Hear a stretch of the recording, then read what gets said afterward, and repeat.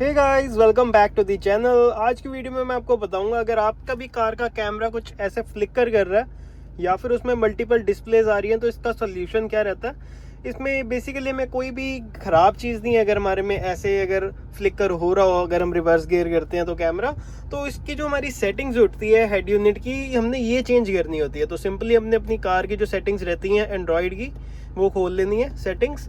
Then यहाँ पे आपने रिवर्स वाले टैब पे आ जाना है। रिवर्स वाले टैब पे आएंगे, देन यहाँ पे आपको HD सिलेक्शन के अंदर काफ़ी सारे ऑप्शंस मिलेंगे।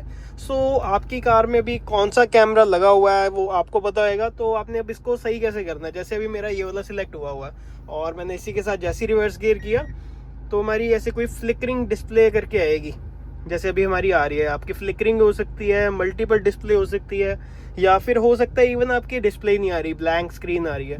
तो इसको ठीक करने के लिए आपने सबसे पहले करना क्या है, आपने 1 बाय 1 करके एक एक ऑप्शन क्लिक करके देखना, देन रिवर्स गियर लगाना, देन चेक करना है कि आपका कैमरा ठीक चल रहा है कि नहीं। जैसे मैंने इसको चेंज कर दिया, देन अब मैं चेक करता हूँ। सो गाइस, सिंपल था बिल्कुल प्रोसेस। जैसे मैंने एक सेटिंग चेंज करी है, एक सेटिंग चेंज करती है, हमारा जो इशू था बिल्कुल रिजॉल्व हो चुका है और प्रॉपरली हमारा बैक कैमरा था जो वर्क कर रहा है। इसमें मैंने कोई भी वायरिंग नहीं छेड़ी, कुछ नहीं किया, बस 1 मिनट में मैंने एक सेटिंग चेंज की हमारे हेड यूनिट से। सो सिंपली हमारा यहाँ पे जाके चेंज हो गया। सो गाइस, ऐसी और इन्फॉर्मेटिव वीडियोस जानने के लिए चैनल को ज़रूर सब्सक्राइब कीजिए। Thank you so much for watching. और अगर आपका इसके बाद भी अगर ठीक नहीं हो पा रहा, कोई भी डाउट है आपका, तो नीचे कमेंट बॉक्स में आप अपने डाउट्स पूछ सकते हैं। Thank you guys for watching.